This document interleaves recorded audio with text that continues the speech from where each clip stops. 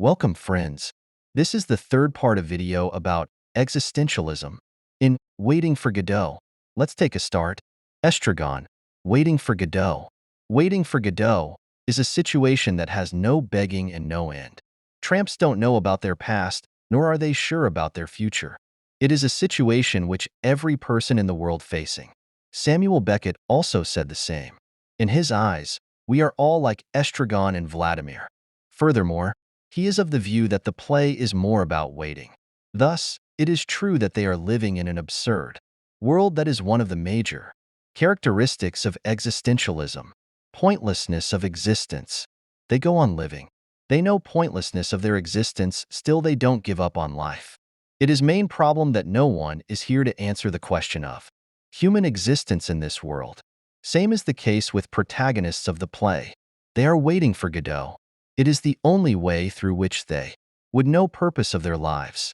Besides, we see that Estragon and Vladimir are living a miserable life.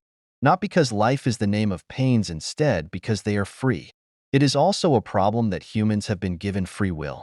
Lucky is satisfied with his life as compared to Estragon and Vladimir. Though his life is tough, yet he does not consider it tough.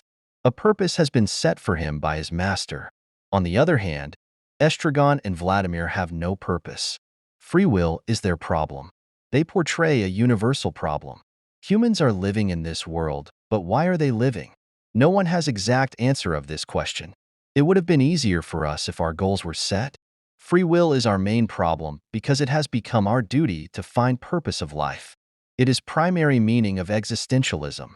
Samuel Beckett clearly shows it in Waiting for Godot through Estragon and Vladimir. Meanings of existentialism in Waiting for Godot. Simplest definition of existentialism is that humans define their own meaning in life and try to make rational decisions despite existing in an irrational universe. This was the third part of the topic.